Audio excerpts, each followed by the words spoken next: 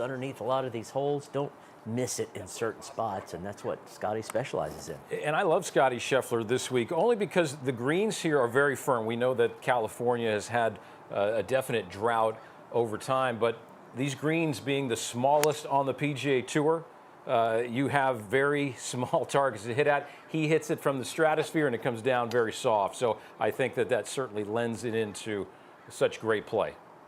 Said he really got to work in earnest hitting balls last week. He said he wanted to actually go through the pain and discomfort of hitting balls for the first time after an injury to your hand, and he felt like it was progressing every day, and he felt like he was ready to ramp it up for tournament play here this week. Boy, I understand pain and discomfort while you're hitting balls, but for different reasons, obviously. I don't think, it's something for us to talk about. I can't imagine the hand injury is going to do anything negative to Scottie. Again, it's just something for us to talk about, but the swing itself, it's just not going to change. He's on such a run. He's not going to forget how to hit it great. Let's hear from the man himself. It's been a hot topic. What can we expect from the world number one? These were his thoughts earlier this week.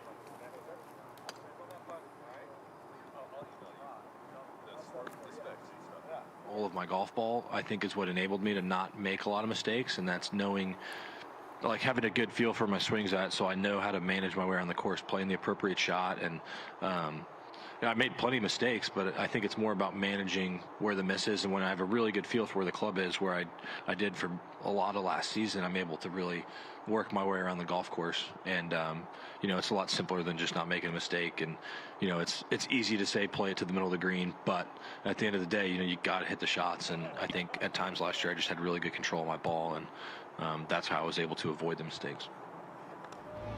Really insightful comments there from Scottie. Steve, here's the best player in the game, still looking for growth and refinement in his game at all times. Always. That's what these players are always trying to do. They're always trying to just tighten those screws, just get fractionally better. I don't know if there's a lot of room for improvement. It's more maintain, but I'm sure there's a little bit of angst just trying to figure out, okay, how is this going to feel over 72 holes? And but for me, though, I feel like if you were going to get injured in a hand, I think for him being the right hand is better than the left hand if there's a wish, because the left hand is being the more dominant hand for a right-handed player. You obviously have your glove on that hand. That's the hand that has a little bit more pressure. The right hand, can hold on for the ride a little bit more, but I think the left hand would have been more problematic. There's no question about it. Your right hand is just kind of along for the right. It sits on the top. The one thing that we're not going to see, as great as it is watching him on the range, is the last time we saw him, he won a Hero by a lot using the claw grip. And, will that stay around? Will he change putters again? Is he going to, go out there and just start making everything and become a whole new man? Time will tell. But we just saw a pull from him, so enjoy that. You don't see many. He kind of chuckled in describing how he sustained the injury. They were making homemade ravioli from dough, right? They were in a rented house, so they didn't have the proper kitchen equipment for such a thing. So Scottie decided, I'm just going to use a wine glass to cut out the raviolis, and that's how it happened. Ironically, he's not even a wine drinker. That would have been easier to explain. I think a funny byproduct of that was in the press room this week, Rory said that maybe he should have a chef, and he says, well, I do have a chef. Her name's Meredith. She's pretty cute. Right. Look at this. Number one, tee to green, strokes gained, dominant. In fact, there were 74 statistical categories that Scottie Scheffler led on the PGA Tour last season. That is a tough act to follow, even for that guy. He's made only one tournament appearance here, by the way. That was last year. Finished tied for 6th in his only other start here.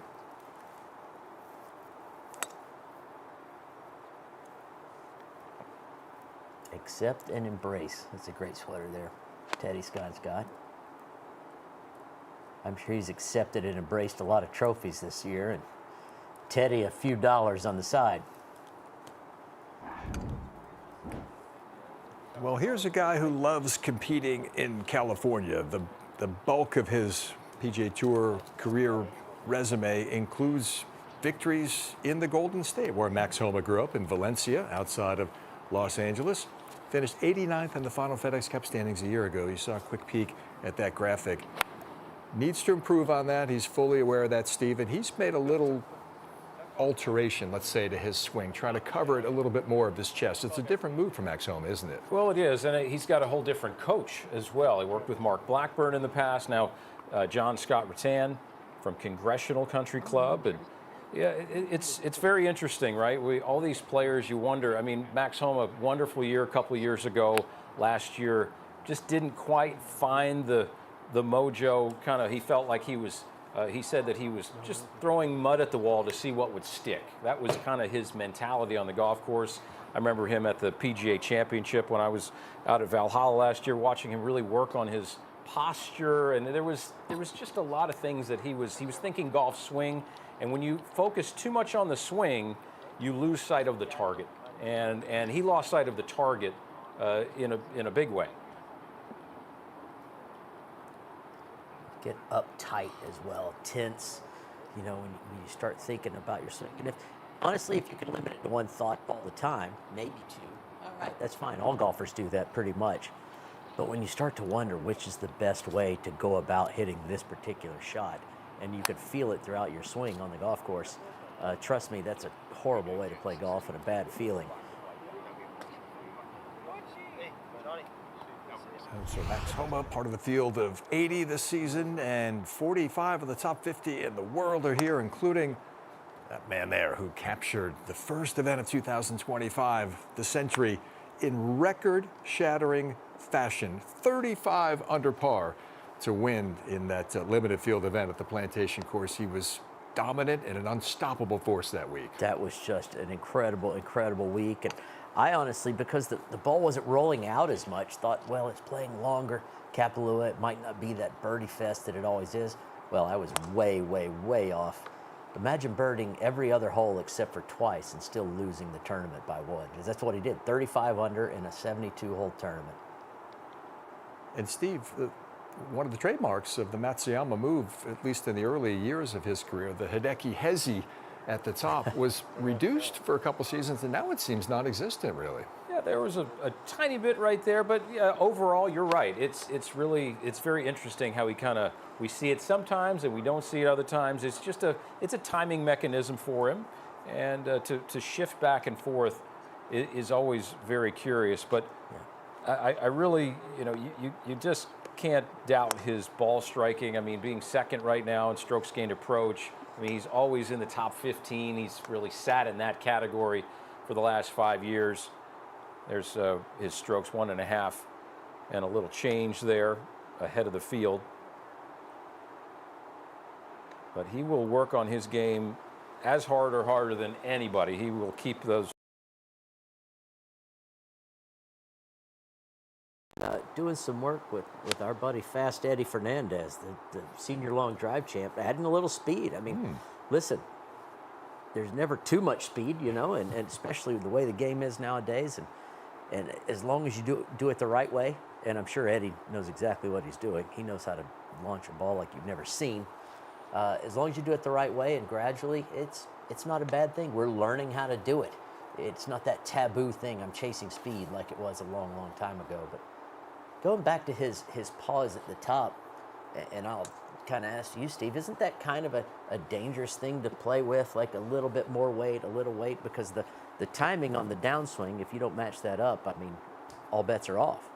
There's no question about that. I mean, your top of your backswing and your transition, that's definitely your timing mechanism. And you're right, it is very interesting. Sometimes people will, he's kind of doing it now and he's not finding it right there. And sometimes people do things on the practice team, mind you, that they don't do in competition. So, it's a very much of a feel thing for him right now. So we'll hang with you for like a chunk of time up until 6:30 Eastern time today with Robert and Steve and their thoughts on the players that we see dotting the range here at Pebble Beach. Spyglass Hill is in the rotation as well. Sean Martin, editorial lead for PGATour.com, part of our team here this week, working the range, talking to players, and caught up with one of the past champions at Pebble Beach earlier in the day. Thanks, guys. I'm here with Nick Taylor, a past champion of the AT&T Pebble Beach Pro-Am, and I have to ask you, Nick, first of all, what's it like to be back, and what are the keys to being victorious at Pebble Beach? It's great being back. This is one of my favorite places that we play every year. It's the course is in great shape. You got to keep it under the hole, definitely at Pebble, Spy as well. But yeah, it's definitely a second shot golf course. So if you can put yourself in position, you're gonna have birdie chances. But if you're out of position, it's gonna make it difficult to make par. So the approaches are definitely key. And you come in after a recent win at the Sony Open in the Hawaii, a tough finish the second half of the season, but you say you put in some hard work in the off season. What did you do to turn your game around? Yeah, I didn't feel like my game was actually that far off. It was a lot of short game work, some stuff on the mental side to try to sharpen up there. And it's always nice when you get off to a nice start for the season. So hopefully I can ride that momentum this week. Perfect. Thanks, Nick. Thanks, Sean. This guy has become a monster, hasn't he? 5 victories on the PGA Tour, and when he gets the bit between his teeth on Sunday, watch out, especially if it goes extra holes, as it did in Honolulu when he won the Sony a few weeks ago. Well, the chip in on the 72nd hole was incredible, but I got to throw this out there. He's the premier clutch putter / chipper on the PGA Tour right now, bar none. On the range, we'll be providing you with in-depth swing analysis with the help of the latest in tracing technology. Robert and Steve will break down some of the best players in the world as they prepare for the AT&T Pebble Beach Pro-Am, including the RSM Classic champion, Ludvig Aberg.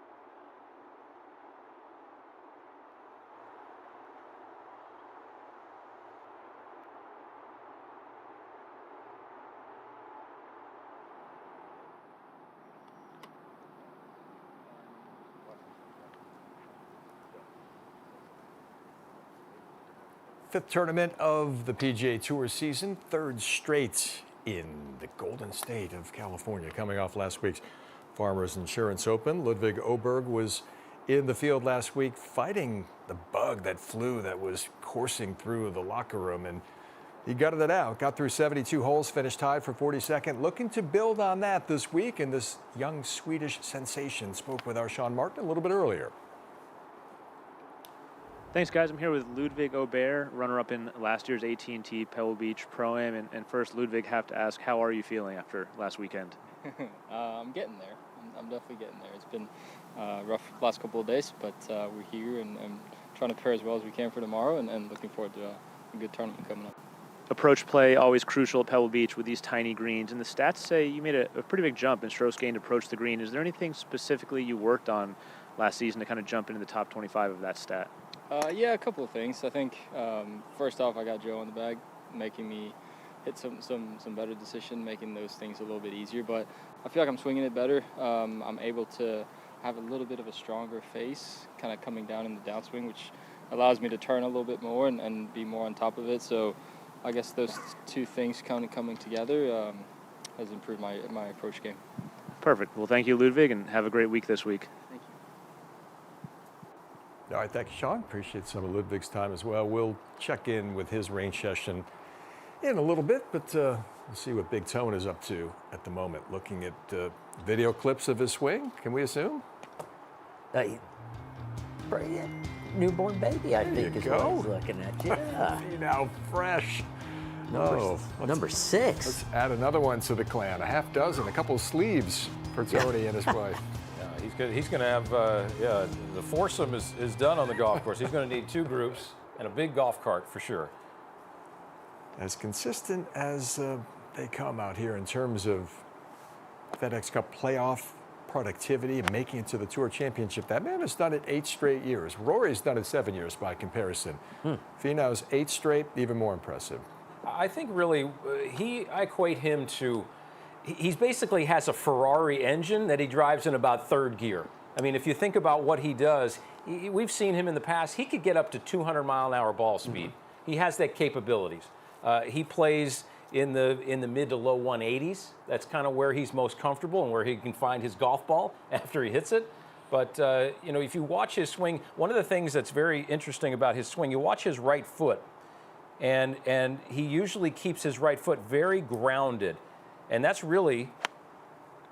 And then as it comes through, but one thing that he does, he plays more flat-footed than other people, just because his hips and his torso, it's very mobile. He's trying to kind of limit that mobility in his swing by keeping his foot on the ground longer than some people do. Yeah, he's also got one of the weaker left-hand grips, and can forward press those short irons with the best of them. That's kind of how you do the forward press in the beginning, a lot of lean with the shaft, and then you can kind of hit down and compress on it. Because I know from personal experience, a weak left hand, if I weaken mine a little bit, that flip starts coming in. I mean, he's never flipped a shot in his life, but it's just interesting how it's all thrown together. And part of what you said, I think Steve, with his flat-footed, using his hips, he's just such an athlete. He can do it with his hands. It doesn't have to incorporate every part of his body. I mean, he feels like he's chipping it and still out driving everyone.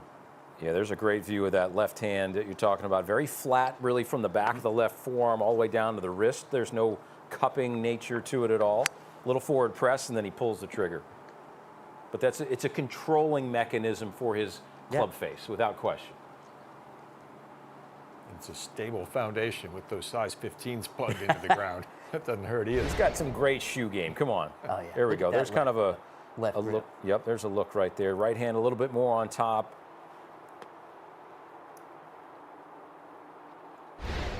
Well, we've seen him hit it enough in person to know it all adds up to some beautiful golf shots. And carries his hands low like a Keegan Bradley does as well. But that's because of his huge wingspan. Yeah, the ground's a long way away from him. He's got to go down after it. Yeah, it's much closer to us. No, we do not have that problem. No. Had a little off-season knee procedure too, Tony, to get a little cleanup in there. So the Century was his first tournament action in some time. So we'll see if the performance is a little sharper here this week as we check in on Aberg. And this is a pretty good contrasting, going from a Tony Finau who carries his hands very low by his knees, now to a Ludvig Aberg who has got it very high. There's not a lot of difference as he sets up to this golf ball. You're going to watch his club shaft and his arms, they almost form nearly one plane. It's not a whole lot of angle to it. You see that, where his hands, they sit a little higher, and he's a little closer to that golf ball, and he's more on top of it, what he mentioned earlier. That is what he was talking about, kind of getting the face where it feels like it's a little more closed, which means if it's closed, it is more in front of you, not as much behind you, so you're trapping it just a tad better. But honestly, I look at this guy and I think, he's a golf coach's nightmare. Like, he comes to you, hey, Steve Scott, can you help me with my swing? And you look at it and you go, I can't mess with that. I mean, you might as well give me the Sistine Chapel and say, here, paint a couple flowers on top of it. No, I'm not going to touch that thing. He just looks like he's a machine made to play golf. Golf Lundgren, they call him. Some people do. Yeah, I just drew a little line right there. You were able to see how he sets up. Yeah, it's very much of a more upright, and he basically has a golf swing that kind of goes up Highway 1 and down Highway 1. If you're cruising down California. Better go north on Highway 1. No. South, you're like looking over the edge of the cliff the whole way. But spooky. Yeah, but there's not a whole lot of rerouting in his golf club when he's from the transition down, and really a hallmark of his consistency. It's just kind of a rotation. The club goes up and around and then comes back down the same road. I'm just going to put that line right there so we can match his shaft. Beautiful.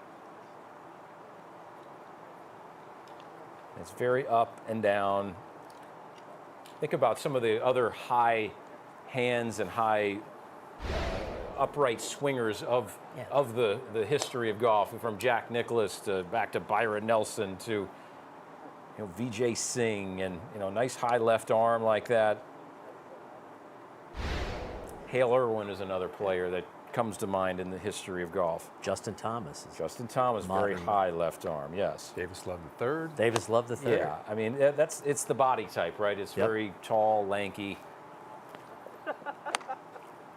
This kid used to hit balls in the snow in his homeland of Eslöv, Sweden. That is a serious commitment to be great. And then, of course, he played collegiately in Lubbock, Texas, where it blows. Oh, yeah. The trees grow sideways. It blows so much down there. So this is a game equipped for all the elements, and we've seen its full complement, its full array in his first couple seasons out here. Yeah, being the pessimist that I am, the one thing is he was ill last week, okay, but his finishing the last couple of tournaments he's had some real chances to win have been a little bit off, but he's got so much ability, it's a joke. Runner-up last year in his only appearance here, and as he told Sean Martin earlier, he's feeling a little healthier, a little re-energized and back on his feet after the flu bug that hit a number of players so hard last week at Torrey Pines. Sean also had an opportunity a little bit earlier to catch up with a player who's got some strong Northern California ties and finds Pebble Beach an awfully special place to compete at. Thanks, guys. I'm here with Maverick McNealy, who just a few months from winning his first PGA Tour title at the RSM Classic, and someone with a very deep and special connection to Pebble Beach. Maverick, first of all, what is it like to be back here now as a PGA Tour winner? It's pretty fun. It'd be even more fun to win at Pebble Beach, so hopefully we can make that happen. But it's my favorite golf course on tour and favorite tournament of the year, so pumped to be here. You've been close here before, and in this last year you've made some developments with your iron play working with Scott Hamilton. Can you kind of go through some of those changes and how they've helped you with your approach play? Yeah, I basically was just under the plane simply, and had to time up a lot of that club face, close it down through the hit, and getting my hands more in front of me, getting a better hip turn, and swinging more left, and that club face is staying a lot more stable and square for a lot longer. So balls fall onto the right when I'm doing it right, and just trying to exaggerate my feels a little bit on the range. And on the range here on these practice days, you've talked about really trying to exaggerate that feel because in competition you go back to normal. Can you discuss just the importance of really exaggerating it when you're on the driving range? Yeah, I mean, just I don't really look at the TrackMan numbers. I leave that up to pro. But if I'm trying to swing 2 left, I need to feel like I'm swinging 4 or 5 left on the range, and then kind of the old habits creep back in competition because we're competitive and we want to do anything we can to get it close to the hole. So definitely trying to overdo a little bit of what I'm working on now, and know that under the gun it'll kind of go back to right where I want it. Perfect. Well, I know this is a special week for you, and I wish you the best of luck. Maverick McNealy hit the 6-iron of his life under the pump when he had to have it to produce birdie on the 72nd hole to win the RSM Classic in the fall. That man won the U.S. Amateur at Pebble Beach in 2018 and was the low amateur at the 2019 U.S. Open. Viktor Hovland coming up next.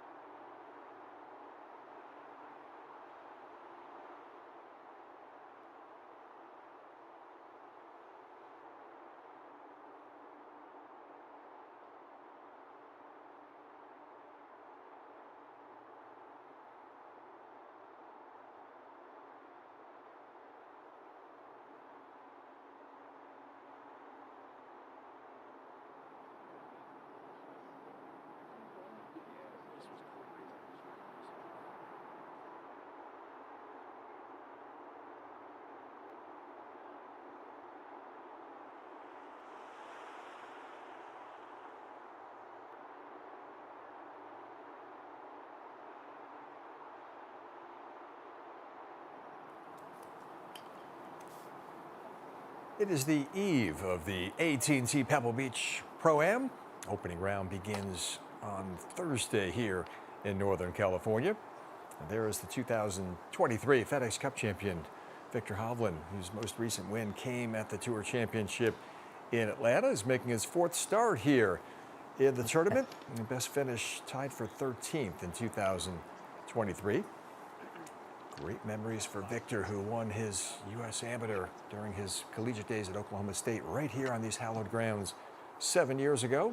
And it was a low am at the U.S. Open, won by Gary Woodland the next year here at Pebble. Never trailed one hole at any point during the U.S. Amateur he won here. That was just a dominant fashion that he did there. And don't worry about those little swings you saw from him. That's not his new drill. I think he was just trying to explain something there, maybe a feel. All right, let's take a little closer examination here. Time now for Swing Insight, and it is presented. He was with Joe Mayo, and then fired him, and then back with Joe Mayo, and then now he's with TJ Yeaton. But when we take a look at his swing, really the key parts of his golf swing, I'm going to take this up to the top, and we all know that he bows his left wrist and the club face. We can stop it right at the top, okay? So we're going to see his club face right up there, and it's a little on the closed side. His left wrist gets a little bowed.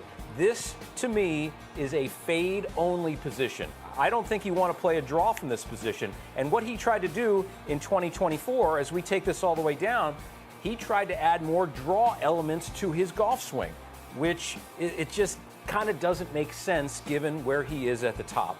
And now he's trying to get back to where he knows that he can hit that one reliable shot shape. It's that golf DNA that people have. Once you go away from your DNA, bad things happen. But this is a fade move. You see how his torso turns out of the way, and then his arms just kind of fall and drop.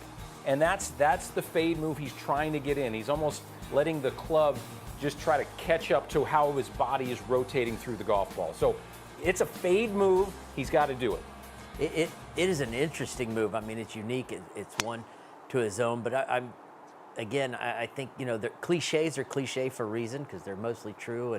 And I think sometimes the old too many chefs can spoil the stew cliche. You know, and I've done it myself. You work with this person for a year, then you try a little something else for a year, and then you could get to a point where you almost, under the gun, don't know which swing thought to go back to. You don't know what part of your teaching, when Steve was right on the button, what you're supposed to go back to is your DNA, what you trust. But you kind of can forget what you trust and what is right for you if you keep working and nitpicking on little things. Well, I think, though, that maybe it's not entirely his fault. Maybe we can throw a little blame on his father in a fun way, because what I mean by that is his father was an engineer. And the engineering mind, you're trying to get to the nuts and bolts of what the deal is. And that's really kind of how his mind is wired. And that's why he's kind of going down these rabbit holes and trying to figure out, you know, all the parts of the golf swing. And look, I think he's a smart enough guy. He's only going to get better.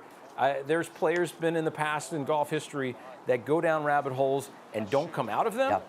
I think he's the guy. He's gonna know what to sift through. And sometimes it takes a little time to do that. And he had a great finish, second place at the FedEx St. Jude Classic back in the fall, in the end of the summer. So I think that he's going to figure it out.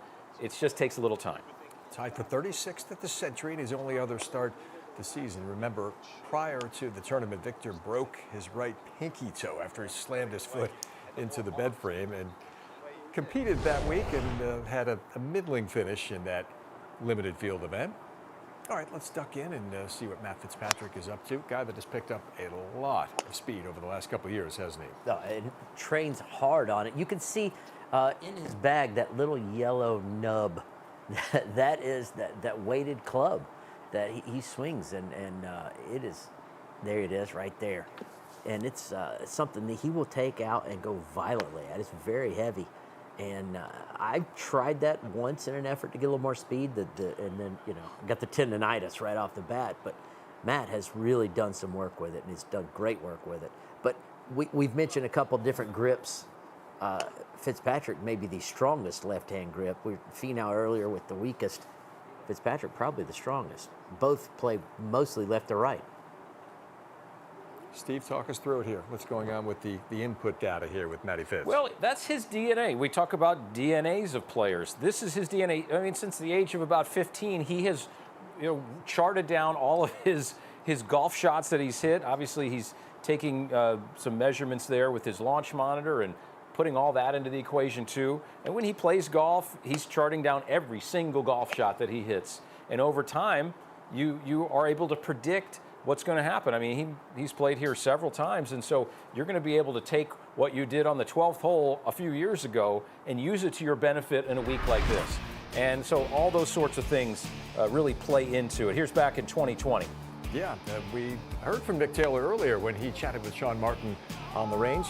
One of the signature victories of a player's career. If you can lift the trophy at Pebble Beach, as Nick Taylor did 5 years ago.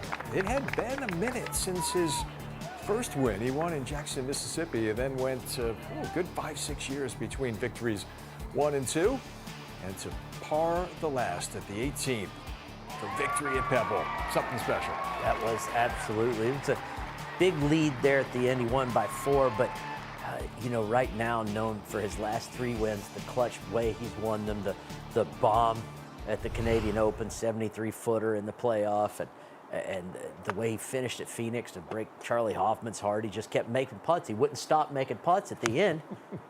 And if he didn't do it again at Sony, chipping in from across the green and then making 2 really good putts in the playoff holes.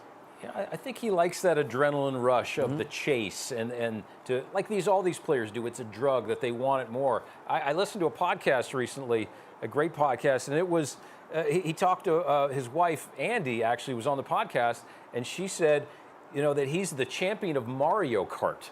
Okay, he loves Mario. He'll go play Mario Kart for hours, and so it's like that rush that he loves, and apparently he wins all the time. So there's a rush in Mario Kart. I guess like real go-kart driving, I could see the rush. Looking for a correlation there, Darren. Yeah, it's all right. I like it. We can take out of it that he's a very competitive type. Hey, look, last year was a President's Cup year, yes, right? And it was in Nick's homeland of Canada at Royal Montreal. He was burning to make that team, but his form from maybe a third of the way into the season to the time where those rosters were being assembled by his captain, Mike Weir, it really tailed off, and he was not part of that 12-man team, and I know that was a big career box he would have loved to have checked. Yeah, I'm absolutely sure he was devastated, and he's turned it right back around, but the fact is, between that win at Phoenix last year and then the win he just had at Sony, there were 0 top 10s, so Mike Weir had to make the tough decision. Maybe he would have done it differently if he had it to do over again, but and you take a look at kind of what he's doing right here, that alignment stick right ahead of his golf ball, really just kind of checking the club face, making sure that it's right on point, kind of getting his eyes to trace that line as it looks towards the target as well. This is all just maintenance. This is what these players do. All right, we've got a minute. Let's send it back down to Sean Martin, standing by with another guest on the range there. Thanks, guys. I'm here with Max Homa, just finished his practice session. Max, you made a coaching change for the new year. Do you mind just detailing some of the things that you and John Scott Rattan are working on? Yeah, it's been quite a few things, but it's not like as expansive as I guess. If I wrote it down, it would look a lot crazier. Just they all kind of flow together. But the main thing is I just come out of my posture quite a bit. At the end of last year, actually most last year, I was just club was really far behind me, and then I would tilt and tip my body out of it to try to get it, to try to essentially save it, but that would cause, issues with long clubs being way far right and miss hits with long irons and things like that, so a lack of covering it. So we've just been really working on staying in posture, and it's different ways to do it. Worked on weight shift on the backswing, changed some things in the backswing, but for the most part, a lot of it feels like normal now. It's just there's a couple pieces, and then he came out last week and noticed, I've been playing quite well at home and played awful last week, and he noticed, that it reverted a lot back to the old. So that's kind of part of the process. It's incredibly frustrating, but I'm trying to be as patient with that and myself as I can. It looked like you were rehearsing a move where in the bottom half of the downswing, you maybe rotate hard and hold off the release a little bit. What are you working on there? Yeah, it's actually more so if I just hold and get as much kind of shaft lean as I can, I will turn. So we've been trying to figure out a way to facilitate turn instead of, most of last year we just tried 2-turn, and that wasn't working. It was still getting stuck behind. I was still having to tip my way out of it. We've kind of reverse engineered it in a way in my head. I'm sure not for John's, but where if I have a ton of lean for me, which isn't much, it was already on the low end of it. I will have to turn, because if you shorten your radius, you got to get lower, and then I'll be in the golf shot a little bit longer. Perfect. Well, great insight. Really appreciate your time. Hope you have a great week here at Pebble Beach. Yeah, thank you. You too. So a new move from Max Homa, new look as well. He shaved off a few lbs to start 2025, trying to secure his 5th career PGA Tour title in his home state of California here this week.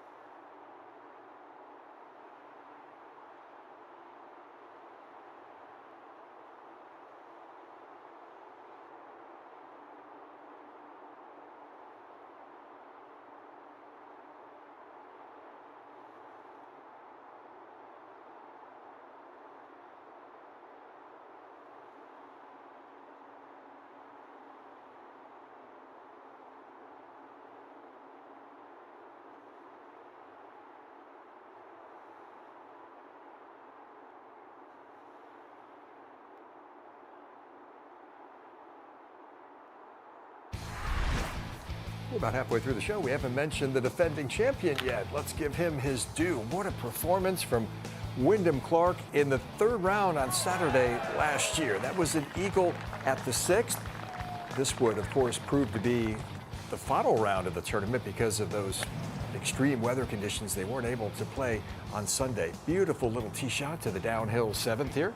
Yeah, that putt he just made on 6 was like the shortest putt he made all day. It was the most unbelievable putting display I think I've seen in maybe ever.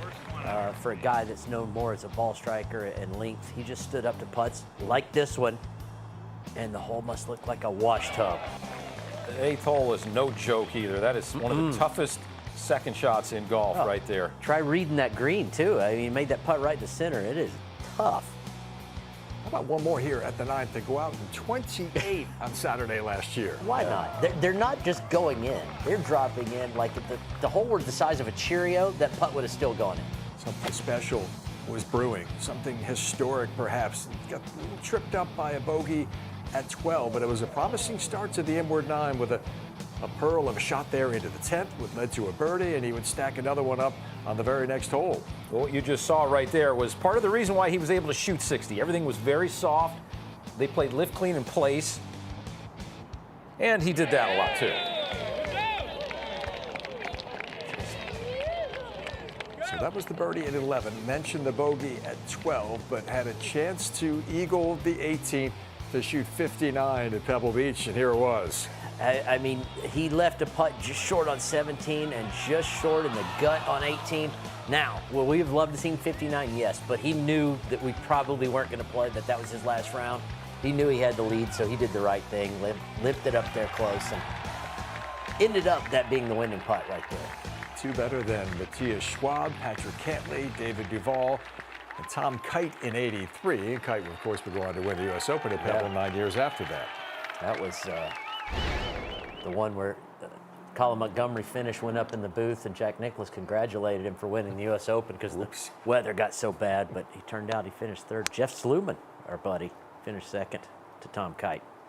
His previous finish prior to winning last year for Wyndham was 18th in 2020, but Steve, that was a different player back then. And these guys make a lot of technical adjustments to their swings, and we're learning about that today, but a lot of times it's simply finding a sense of belief in yourself that had been lacking, and Wyndham Clark has found it in a big way. Well, I think that the thing that you're referencing is really the fact that it's not necessarily the physical part. It's the part that we can't see. He's worked with mental coach Julie Ilion on his mental game over the last few years, which that's the computer that totally dictates everything that's going to happen with your body. So what he does is because his mind is in the right spot, that belief is in the right spot, and then physically, he's just kind of getting himself and his caddy to monitor his swing.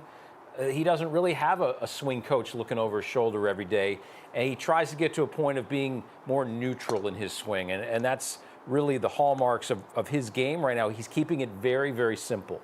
Simplicity is right, because I was just about to say I love the simplicity of the drill he's doing. I don't know if you saw the 6 balls up in front of him. There's a tee in the middle, and with his alignment sticks, and really just trying to get the feel of his ball going through the chute of those other golf balls, almost like the putting device that it's got 2 little metal balls at the end, and you putt through, and if you don't hit the putt perfectly, it bounces off. But I think for all golfers, this is very important, because imagine shooting a rifle. You put your cheek on it, you look straight down the barrel, and that's how you aim. In golf, the rifle is pushed all the way away from you, a foot or 2 away from you, because the target line is the ball to the target, and your eyes are way inside, and your alignment can be really funky sometimes. I think it's a great lesson to all the weekend warriors out there who are watching, who want to get better and want to be more consistent with their game. If you watch how his eyes were kind of tracing that line there, he's looking at that golf ball and then his actual target, and really what that golf ball signifies, that's what we call an intermediate target. Intermediate targets, I think, are really important in golf because it's very challenging to aim at a target a few hundred yards away, given the fact that we stand to the side of a golf ball, kind of like you mentioned, as opposed to the rifle. So it gets your eyes to track the proper way, just getting that consistency. But that intermediate target, I think, is huge. I mean, that's the old Jack Nicklaus move, he picked a spot a foot or so in front of his ball, and pretty much, I mean, the target was in his mind, but as far as his alignment, he worked to just that 1 foot or so in front of him, and I've heard he was a pretty good player back in his day. 3 wins and 166 starts for Wyndham Clark, but my man makes them count, doesn't he? Signature victories at Pebble Beach and Quail Hollow, and of course the U.S. Open down at LA Country Club as well. He's become a big game hunter, hasn't he, in the last few years? But it's just this consistency in his preparation, in his mind. You win a U.S. Open, you win a signature event here at Pebble Beach like he did, the confidence just starts to really, really flow. Seeking to become the first player to successfully defend, go back-to-back here. It hasn't happened in 15 years. Wyndham Clark will begin the title defense at Pebble Beach on Thursday.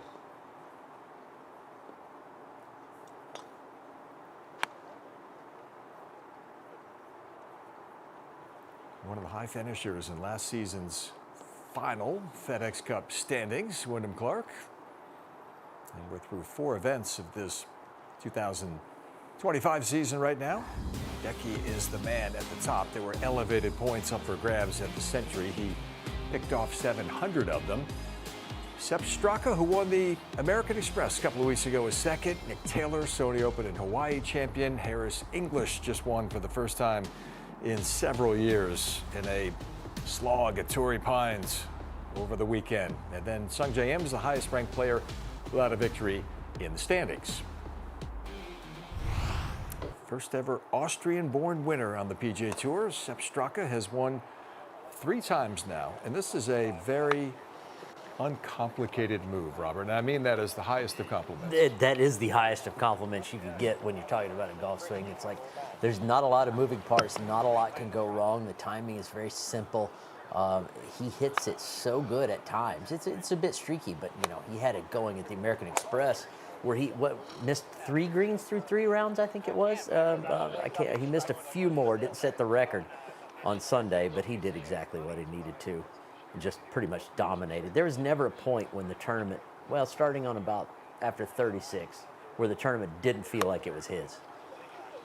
Had a chance to break 60 at the John Deere Classic, which he won. Had a run at the Claret Jug, finished second to Brian Harman. Steve, let's talk about the action here. What do you like about it? The golf ball, it really just kind of gets in the way of this 6'3", 235-pound frame.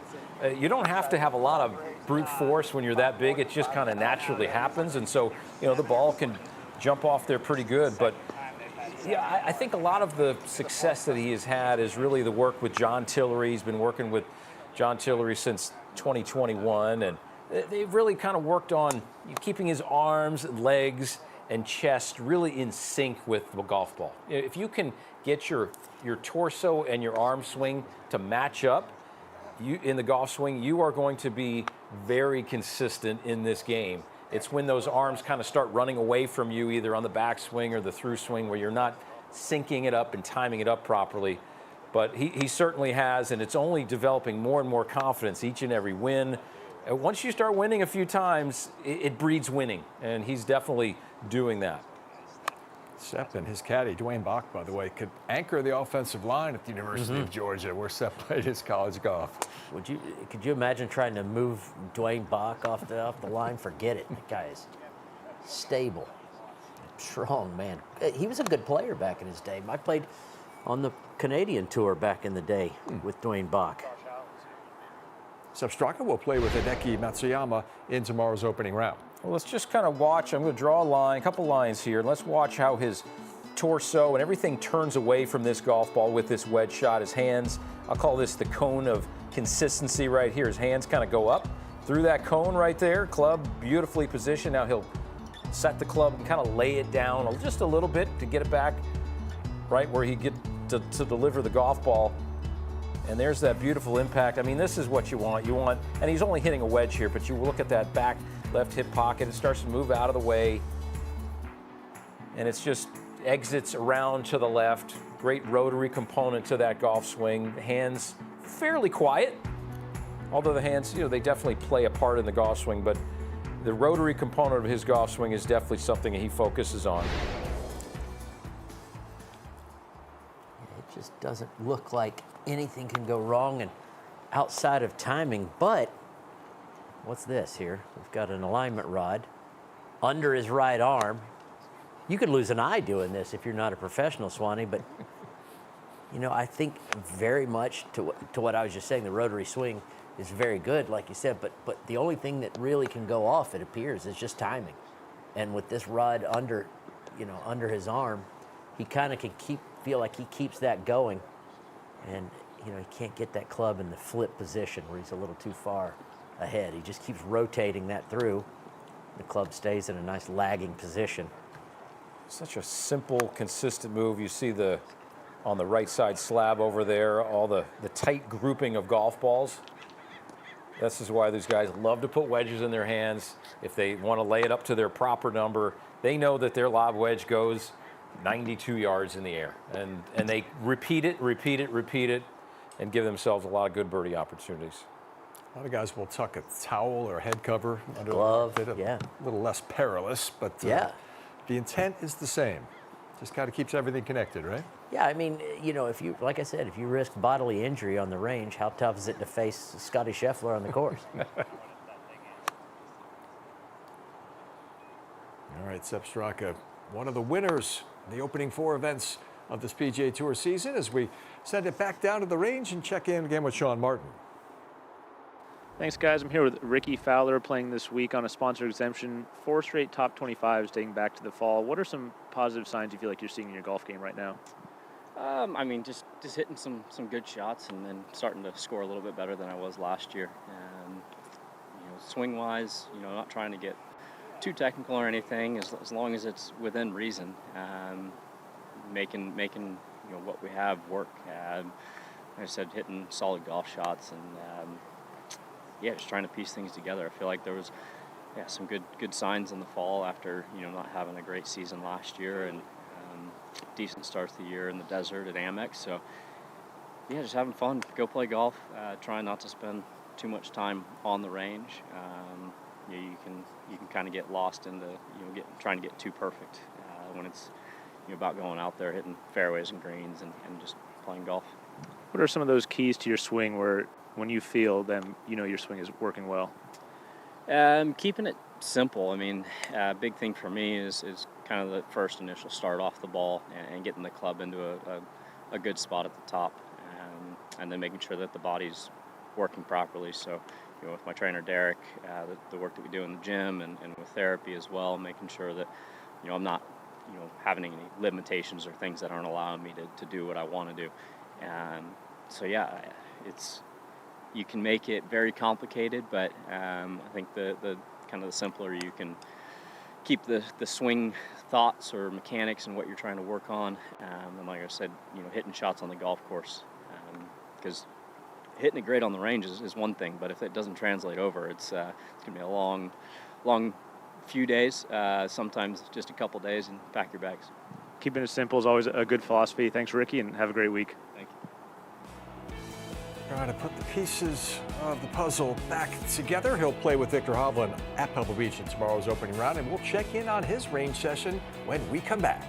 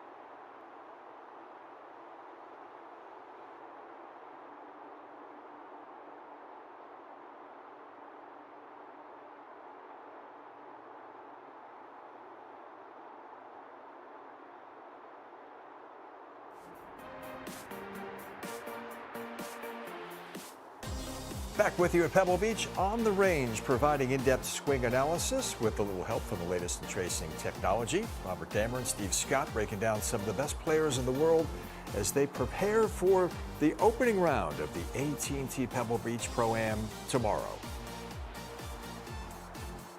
While we have a minute, we'll send it back down to the range with Sean Martin. Thanks, guys. I'm here with Sepp Straka, recent winner of the American Express. And Sepp, one thing we saw you working on in the range, you had the alignment stick under the armpit. What was kind of the key there, what you're trying to feel with that drill? I have a tendency to kind of get disconnected. I kind of get a little bit of a flying right elbow, and it just kind of helps me with that. And then same through impact, I kind of have a tendency of, extending a little bit, and just kind of helps me hit the shot with my body a little better. And you made some good jumps in strokes gained off the tee last season, and you were 8th in driving accuracy. What were some keys to some strong play off the tee, you feel like?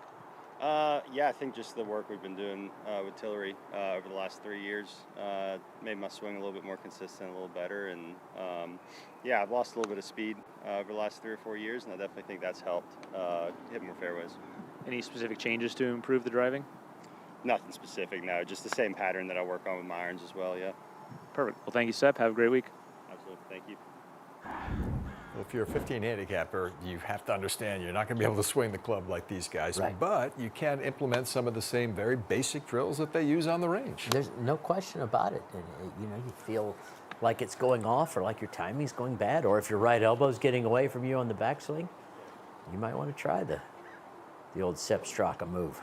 And Steve, the video does not lie ever, does it? No, these players, they're monitoring it. He doesn't have a coach right there with him, so he's just kind of making sure that his club, like he mentioned in his interview there a few moments ago, just trying to feel like the club is in the right spot, getting the club shaft really to point to the target. And everybody's really has this at their disposal. Great little aid right here. You just put it right on the end of the shaft, and you can video your swing right there, and you see where that club is at the top. These cameras are amazing on these phones, and maybe too amazing. That looked really good there. I mean, you can kind of fall in love with those gadgets a little too much, but Rickie's swing has been looking better. He's been playing slightly more consistently. I know that what he's kind of worked on, like you kind of touched on it, the stability of the club and not kind of waving around at the top of his swing. I know when he first went to Butch years back, Butch Harmon, and said, you know, just give me a little look-see, and that's what Butch was all about, like kind of getting it into just a more stable, steady spot at the top, more traditional spot. And Rickie really fought it because he was kind of had the Zorro move at the top, you know. But that last swing he just made was really, really good. yeah, I would argue that his golf swing position at the top in transition is as good as it's ever been in his whole entire life. It's right definitely now. more upright than I've ever seen it. I mean, it's not upright. We're not looking at, you know, like a Justin Thomas, but it's definitely like just a little bit higher than it was, and the shaft where it lays is ideal right now. Usually it's kind of behind him and waving. Day away from the start of the AT&T Pebble Beach Pro-Am, and just 3 days removed from victory number 4 on the PGA Tour for Harris English, who took down the title of the Farmers Insurance Open on a daunting south course at Torrey Pines. It was all you wanted last week.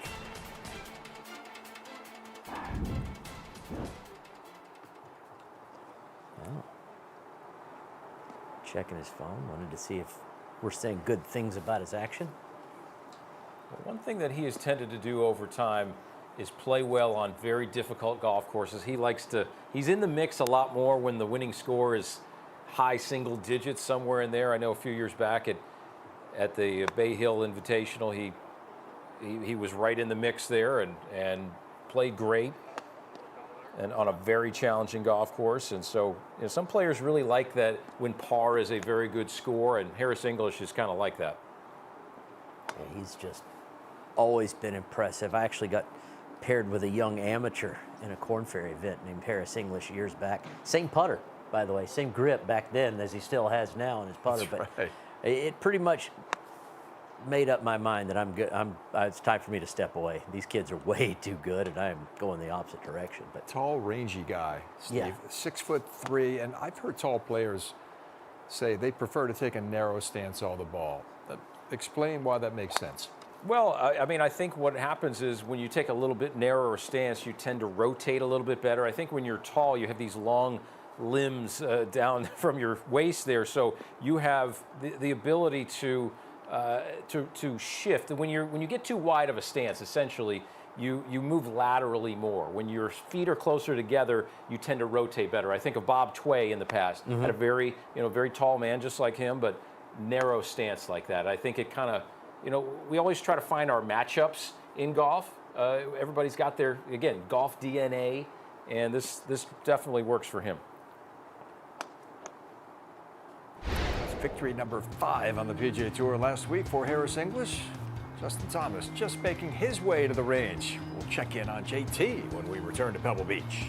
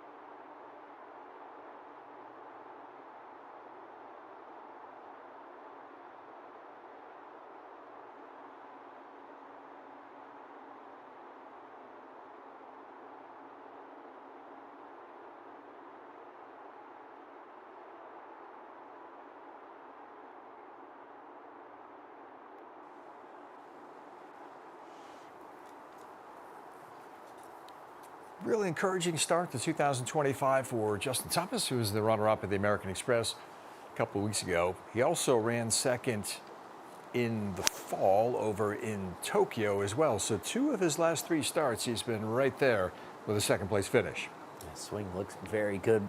Always been really impressive with this club. Fairway wood play.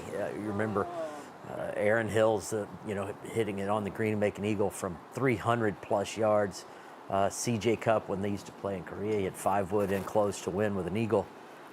Just always very, very good with this club. And the alignment sticks, I mean, you can see what those are. Those are just, as far as apparatus goes, that's the simplest of apparatuses and training aids you can have right there. Let's follow the flight path of this one with our tracer technology, presented by TrackMan. Yeah, his swing looks right on the button. Well, that's some hang time. 276, and Swanee, the air is heavy in Monterey Peninsula here at Pebble Beach. 276. 170 ball speed with a fairway metal like that. That 3-wood. Man. That's pushing 300 super in elite normal, there. nice Florida weather. But really, it all comes down to his hips. I mean, you watch how, I'll just leave this right here. His hips unwind so fast. 160 pounds he is, so he doesn't have a lot to move there. And it just unwinds.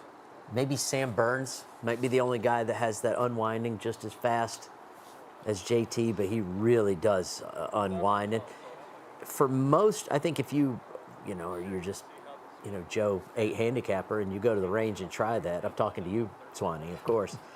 If you try those fast hips, you got to make sure that club keeps up, because you can get the club behind you so fast, start thinning them out to the right.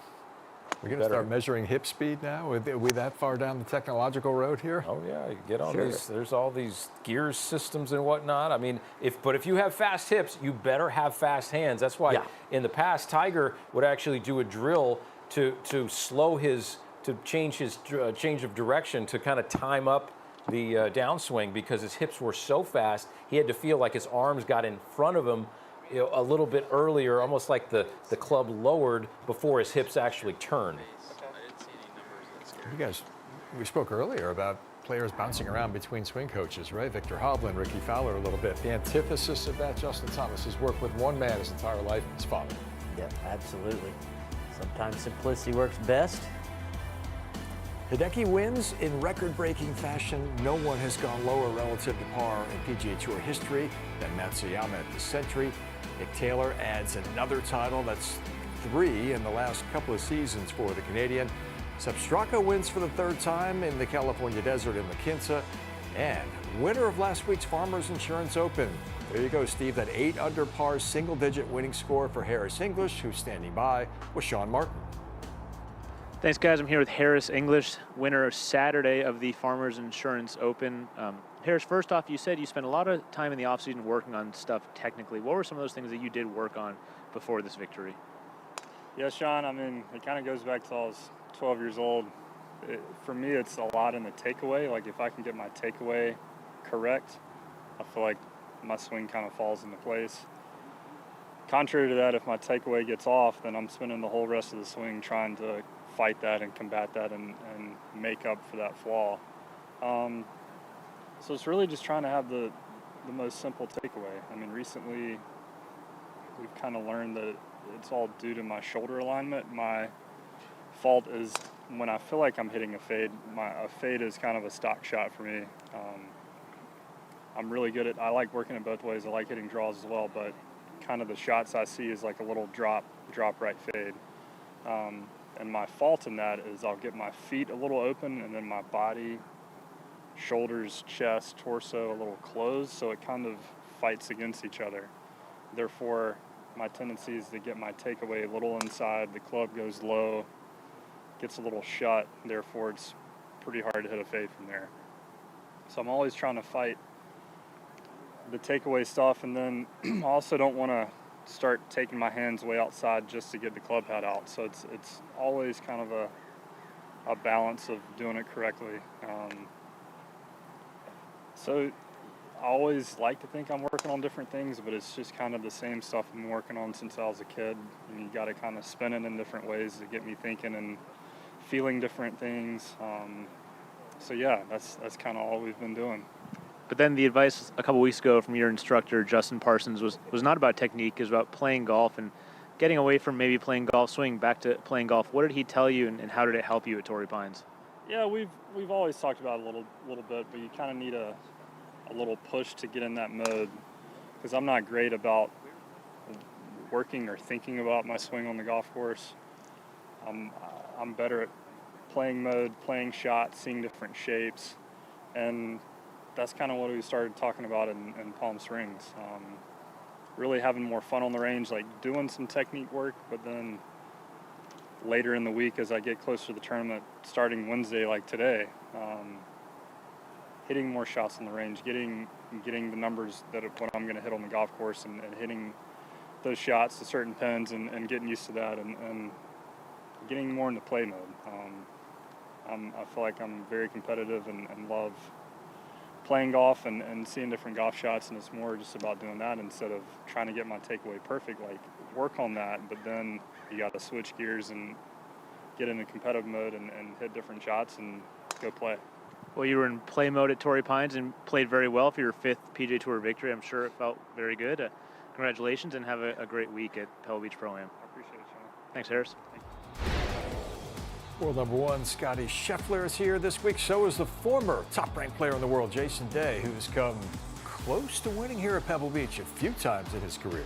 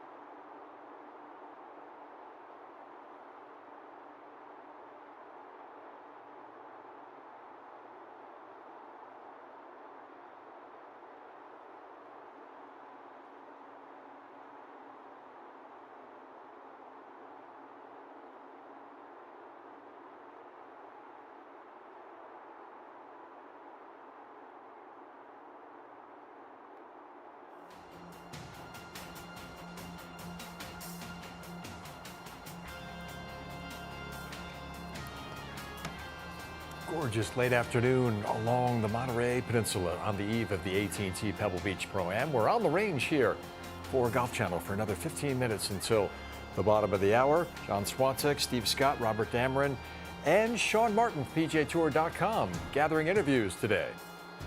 Thanks, guys. I'm here with Justin Thomas. And Justin, top three finishes in your last 4 worldwide starts. It seems like things are going well. What are the positive signs you're seeing in your golf game?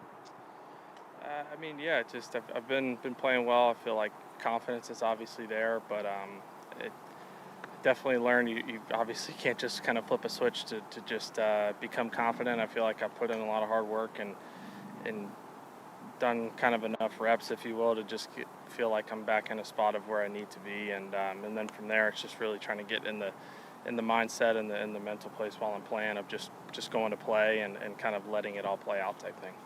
Anything specifically you feel like you've been working on recently that have things headed in a good direction? A little bit. It's been nice, the last handful of months of kind of similar thoughts of just trying to turn a little more. I think I wasn't turning as much as I would like on my backswing, kind of hip and chest turn, and then because of that, I wasn't really. If I don't load properly, I feel like that's when sync and timing and everything it just isn't there. I think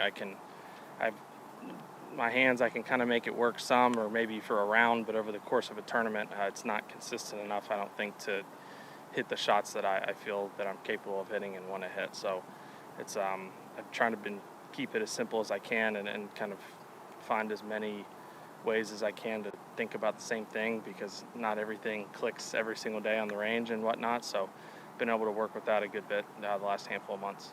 Well, it seems to be working well. Thank you for your time, and have a great week. Appreciate it.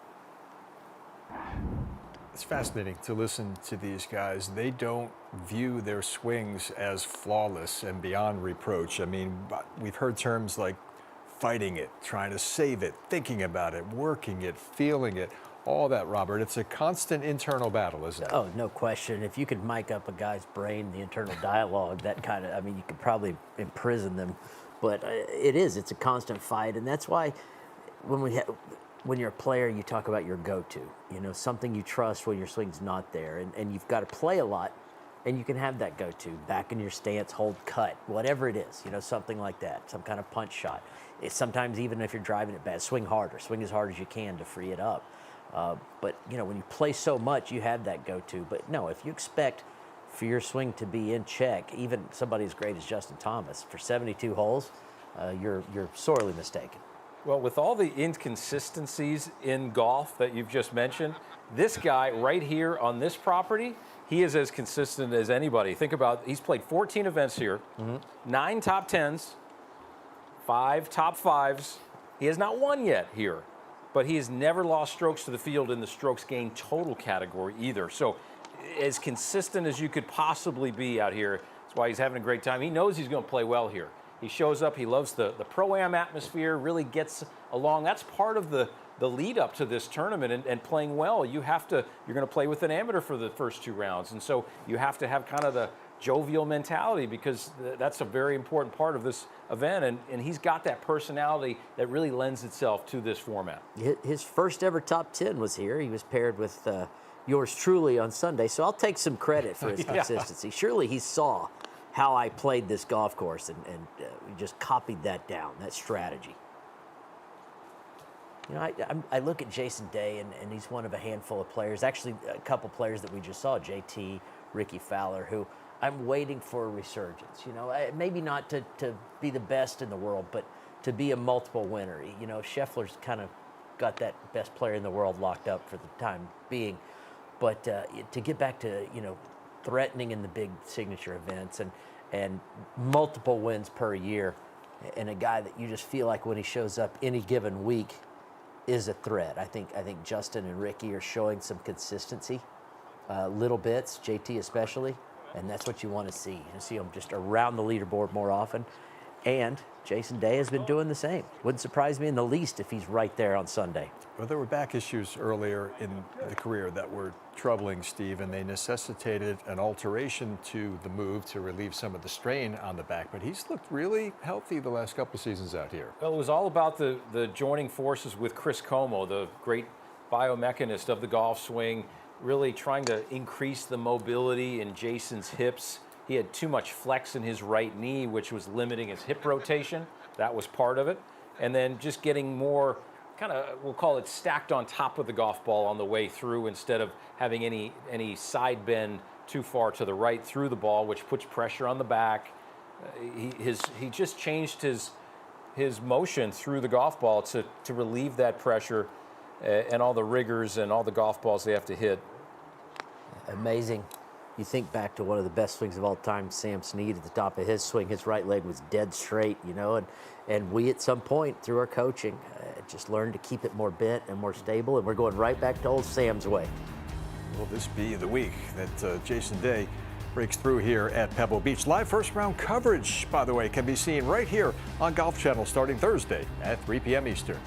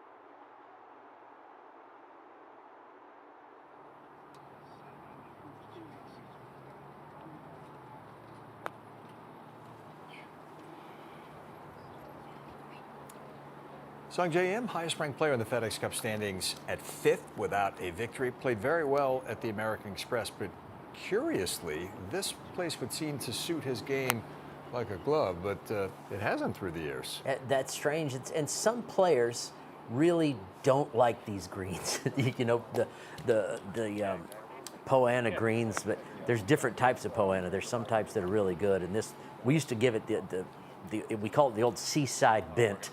And it was just the choppy, it's like putting over ground hamburger meat. Some people specialized in it. There were people, think of Mark O'Mara here, who won it so many times, and he just loved it and had no problems with it.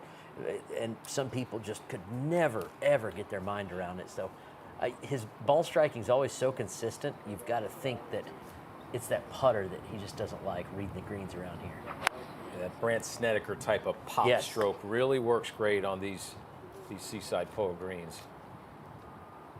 Yeah, I mean, that's a perfect example. Won twice at Torrey Pines, once here. That's a guy that, well, pretty much any greens suited Snedeker. There's some places you get on and you can't read the greens very well. You don't see the breaks. You don't have that feel, that sense.